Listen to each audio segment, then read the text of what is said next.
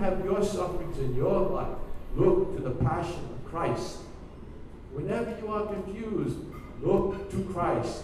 And he went on. It was incredible. And I knew right away, this is a man who's going to change the young. And after that, they started having meetings of young people apart from the, instead of as part of his visit, it would be a special day or week. And that's when it began. I have attended many of the World Youth Days. We did have one when Pope Benedict XVI went to Cologne in Germany. And as part of that, we set up a vigil for life. And we had the young people took part. If you went to Cologne, Germany, the young people were in Düsseldorf and Bonn, the city to the north and south of Cologne. And so in Düsseldorf, which most of the young people were there, we did a prayer vigil for life. And the Archbishop Cardinal Joachim Meissner in Cologne was my friend. And we had the helpers in 27 cities in Germany. And we had the helpers in Düsseldorf. And they set up a prayer vigil. And it was incredible. We had these mounted, huge German police officers on motorcycles, and they brought the young people through Düsseldorf, from the church to the site, and back again. And we went through that city with those young people, and we said the rosary in 7 or 8 different languages. And whenever it was a part, we said it in French, all the French students would sing the Hail Marys. They had 3 or 4 different melodies that they did. And it was magnificent. And I, myself and others, we led them to the site. Suddenly, in front of the largest abortion mill in Düsseldorf, was this incredible group of young people on their knees praising God. It was a shock. It was a shock to them. And then when they rose up and were going back, they were so enthused with what they had done, what they did.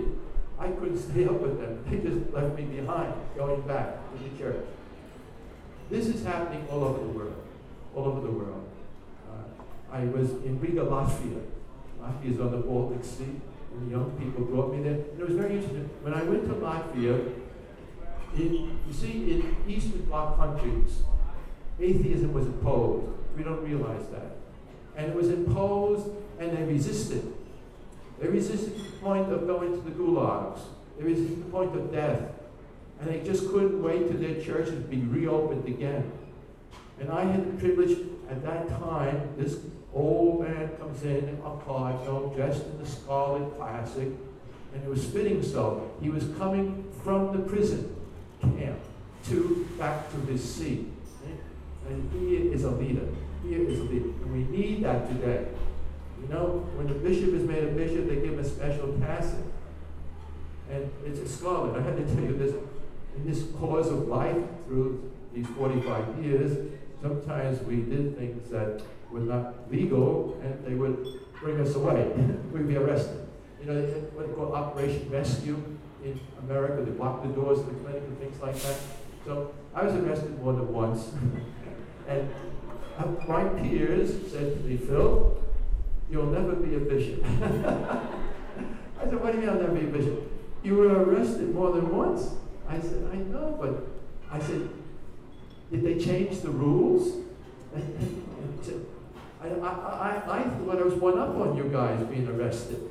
I said, I thought that the 12 apostles, that they were all arrested for witnessing the truth. I said, I thought that Jesus was arrested. I thought he was put to death. I thought that's the reason they give the bishop a scarlet cassock. He's supposed to shed his blood for the truth. I thought I was one up on you guys. What do you mean this? When did they change the rules? They didn't. But I'm not a bishop. No, you are, whether you're a Christian or not, you are confirmed. You are a soldier for Christ. Okay, and a soldier of Christ, you're supposed to be willing to witness the truth, no matter what. And I find in Eastern Bloc countries the incredible courage of these people.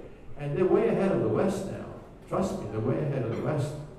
I went to Budapest, Hungary, I guess it was 94. And Dr. Imre Teglassi was the man that started to help us with Bishop Laszlo Biro. And now you know, if you've been reading the papers, he has helped to change the constitution of Hungary. It went into effect on January 1st. What was changed? In Hungary now, life is to be protected from the moment of conception until natural death in Hungary. That's the new constitution. And not only that, in Hungary, in the new constitution, only a marriage between a man and a woman is acceptable, recognized by the country in Hungary. In Poland, the parliament overwhelmingly now has voted to no more abortions. Amazing. This is the Eastern Bloc countries. Eastern Bloc countries. Russia, in Russia now, you cannot have an abortion after 12 weeks unless your husband's going to jail. And the president just signed a new law. No one can advertise abortion in Russia unless you put clearly into that advertisement that abortion is a dangerous medical procedure. Amazing. Dangerous. It is, of course it is. Dangerous. I'm outside the abortion clinics every day. And going into the clinics is two people, one healthy and alive, mom and the child. And it comes back out later, one dead and one wounded. I see it every day. Who's getting who? What is this? This is not a medical procedure. A medical procedure is you need something, it's necessary, something you need. This is elective. This is elective. They're both healthy going in, but they're not coming out. And they used to be present there.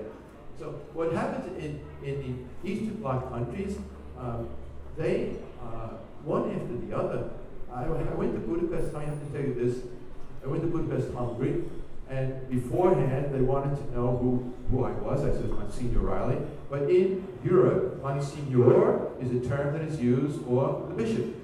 Okay? You don't realize that, Monsignor. So I was trying to say I wasn't a bishop, but I wasn't quite getting through. So I sort of got giddy, and I said to this woman, I said, look, you know the difference between a priest and a Monsignor and a bishop? I said, look, a priest is ordained. I said, a bishop is consecrated, and a Monsignor is a title created by the church. Everybody knows the definition of creation, is to make something out of nothing.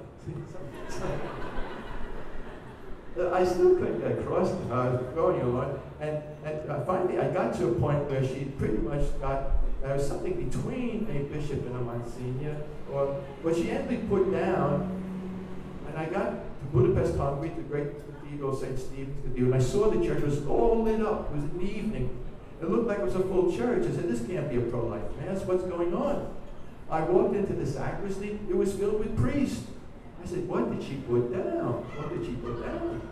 And she put down that I was a bishop, somewhere in between a vice bishop, but she put I was a bishop of vice.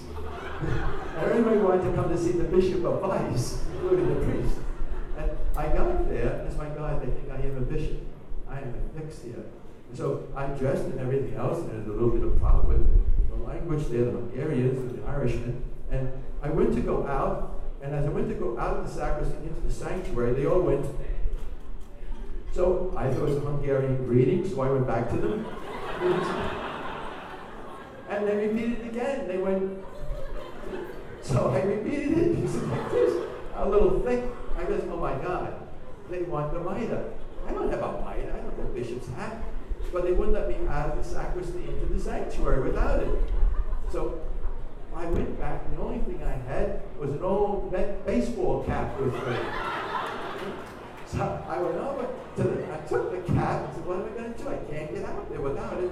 So I put on the cap very seriously, put the cap on, they all look at me, and I said to them, in America, very liberal, very liberal.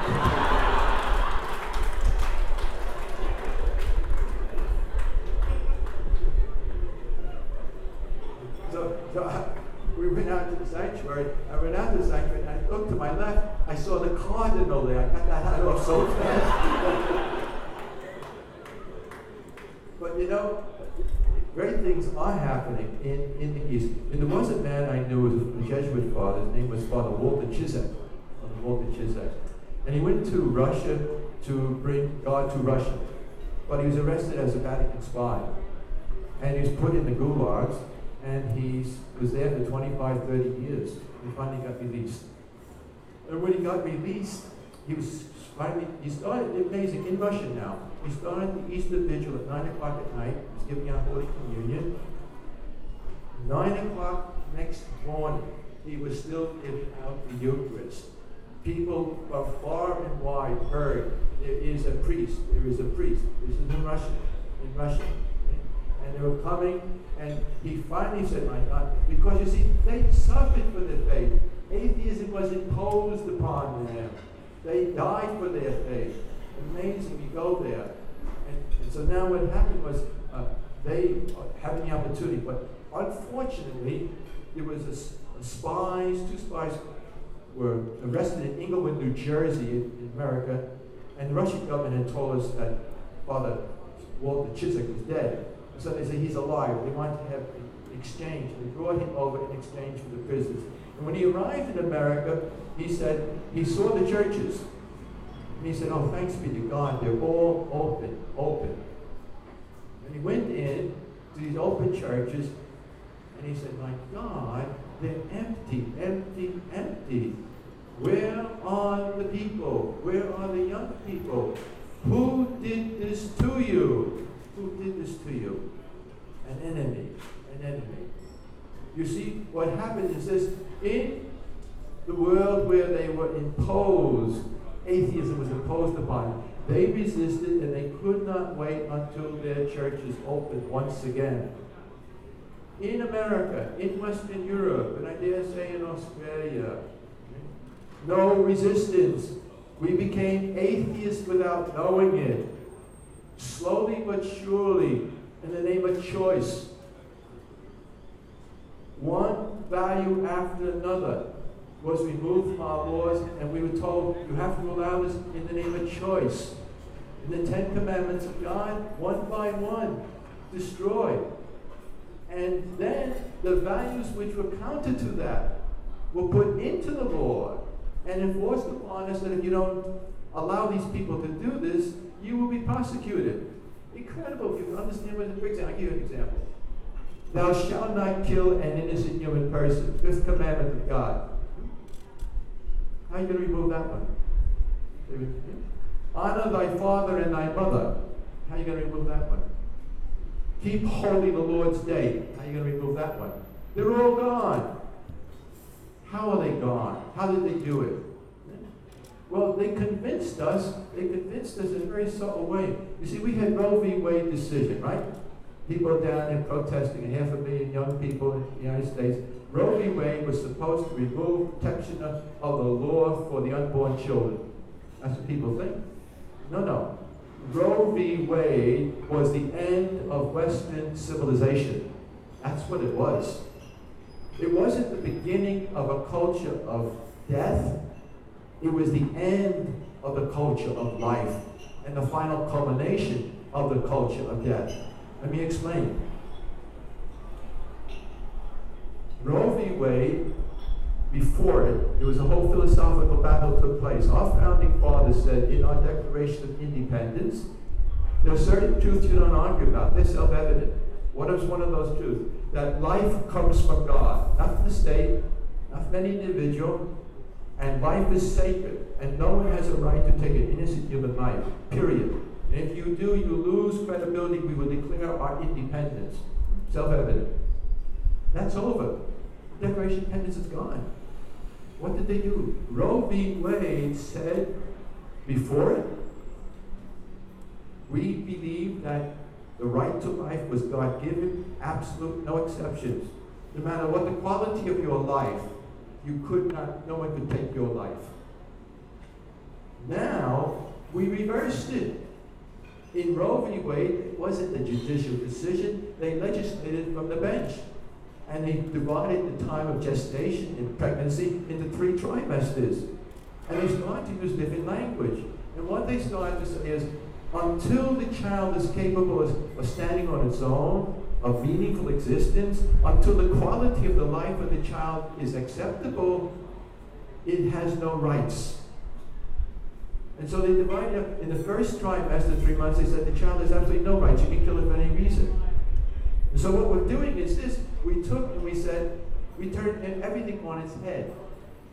Namely, that The quality of life became the absolute, and your right to life became relative to the quality of your life as determined by others, not by you.